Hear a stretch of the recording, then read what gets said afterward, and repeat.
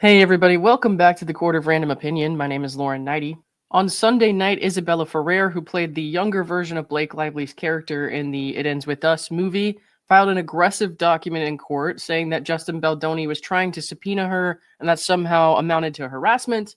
She was apparently cooperated when she was subpoenaed by Blake Lively. However, she's now using words like extortion, manipulation, control, all kinds of crazy stuff. And a lot of that was related to this dispute with Wayfarer over indemnification. The filing obviously served to throw more mud at Justin Baldoni, who Isabela Ferrer had actually spoken quite highly of, saying that he made the film such a great experience for her and that it was such a safe environment. That's not verbatim, but that's basically what she said. But she's doing some crazy work to try to muddy the waters for Justin Baldoni even further. We now have Justin Baldoni and Wayfarer's response to that.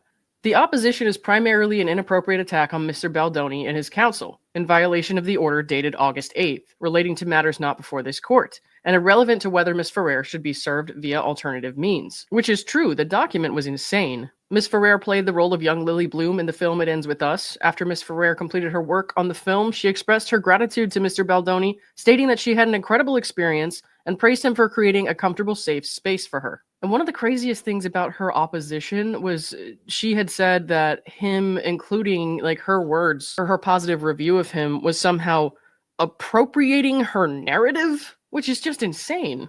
Rule 26A1 requires parties to disclose the identity of each individual likely to have discoverable information, along with the subjects of that information, that the disclosing party may use to support its claims or defenses.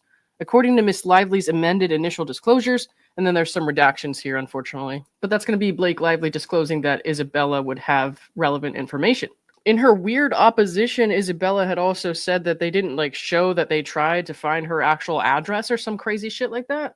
But they would have had her address on something from where they were working on the film. That doesn't really matter, though, because here it says, in terms of an address, Ms. Lively's amended initial disclosures identified, and then there's some redaction there. In February 2025, Ms. Lively issued a subpoena to Ms. Ferrer, who was represented by Mr. Mickelman. I don't know if I'm saying that guy's name right, but frankly, I don't give a shit. Presumably, Mr. Mickelman accepted service of the subpoena on Ms. Ferrer's behalf without objection. In July 2025, the Wayfarer party subpoenaed Ms. Ferrer for documents that she either neglected to produce or were not requested by Ms. Lively's subpoena. The Wayfarer parties twice requested that Mr. Mickelman accept service of their subpoena, a common professional courtesy that Mr. Mickelman likely granted to Ms. Lively's counsel in connection with her subpoena. Mr. Mickelman ignored the Wayfarer party's requests. Instead, Mr. Mickelman prepared and filed a robust opposition to the motion for alternative service, most of which does not pertain to service, without explaining why he refused to accept service of the Wayfarer party's subpoena or why his client is so reticent to testify. Mr. Mickelman seems more focused on It Ends With Us movie's purported contractual obligation to indemnify Ms. Ferrer and cover his fees.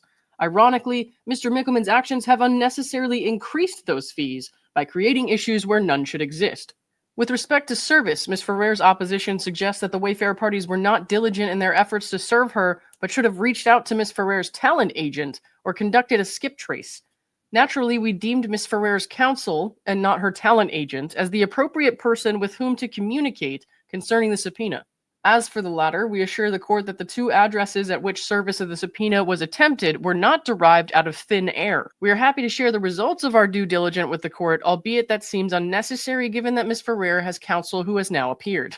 The opposition alleges that in attempting personal service, after her lawyer refused to accept service on her behalf, Mr. Baldoni is harassing Ms. Ferrer and attempting to draw her deeper into litigation and disputes that she has done her best to avoid. It was not the Wayfarer parties who first subpoenaed Ms. Ferrer, it was Ms. Lively, and again, Mr. Mickelman appears to have accepted service of her subpoena without objection. Ms. Lively should not be permitted to obtain discovery from Ms. Ferrer, while Ms. Ferrer and her counsel frustrate all effort by the Wayfarer parties to obtain the discovery critical to the preparation of their defense.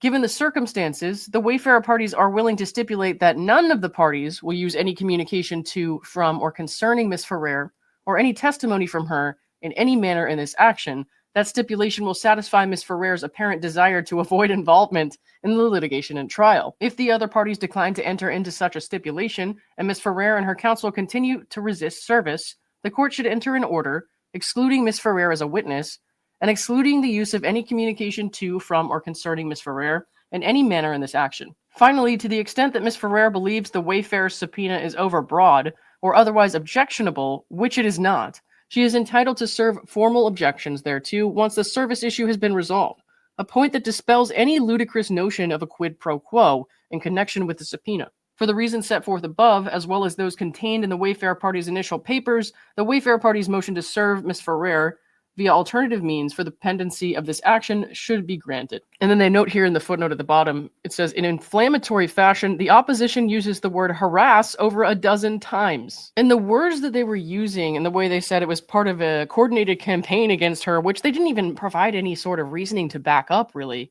That was crazy. It's like they were just using specific words to try to make a headline. It was using a lot of the exact same language that Blake Lively uses in her claims. However, there was absolutely no harassment here. This woman was brought into this by Blake Lively and was named as someone who has relevant information. That filing was absolutely vindictive and crazy. And it was set up to spark headlines that say Justin Baldoni was harassing someone else. Even though I personally don't think he harassed Blake Lively to begin with, trying to subpoena someone who is absolutely a witness to relevant events is not harassment. Alright, that's all I got for now, guys. Thanks for watching, and I'll see you all soon.